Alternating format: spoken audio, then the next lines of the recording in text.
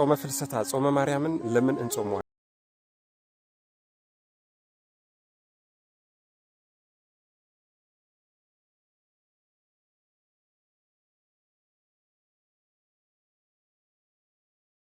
እንኳን አደረሰን እያልኩ ለጾመ ማርያም ለጾመ ፍልሰታ እነዚህ ጥያቄዎች ጾመ ማርያም ጾመ ፍልሰታ ሲመጣ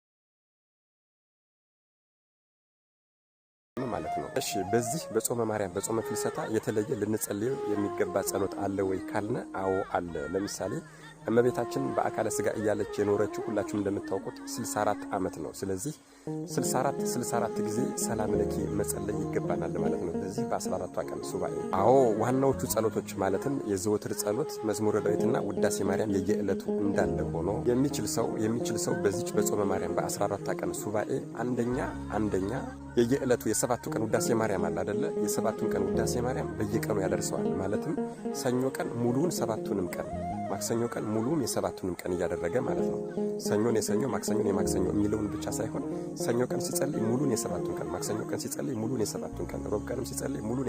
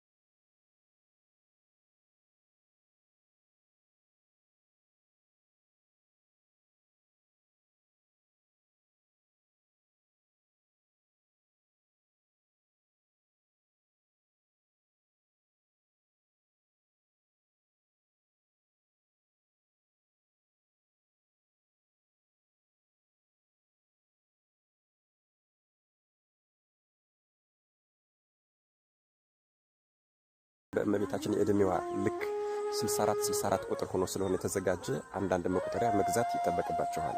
ከዚህ ውጪ እንግዲህ መልክዓ ማርያምን መጸለይ ይገባል፣ አርጋኖንን መጸለይ ይገባል ማለት ነው። የቻለ ሰው ደግሞ የቅዳሴ ማርያምና የውዳሴ ማርያም ትርጉም ወይም ደግሞ አንድምታ የምትል መጽሐፍ አለች። አዎ በዚህ በ14ቱ ቀን ሊቃውንት ቆመው ሁላችሁም እንደምታውቁት ቀን የመሐሌቱ ላይ እኛም መሬት ስር ቁጭ ብለን እግራቸው ስር የምናዳምጠው ትርጓሜ አለ።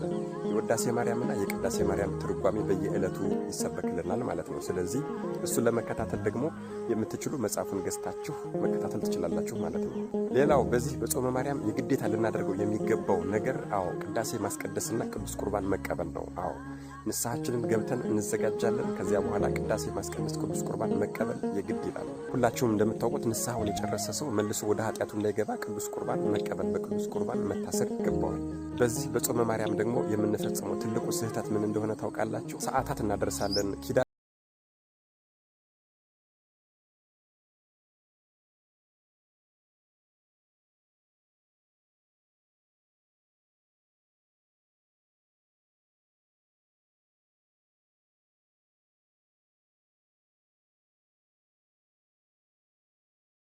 መፋረታ ይሁንልን። መድኃኔዓለም ኢየሱስ ክርስቶስ ጾሙን በስርዓት ጾመ ነው።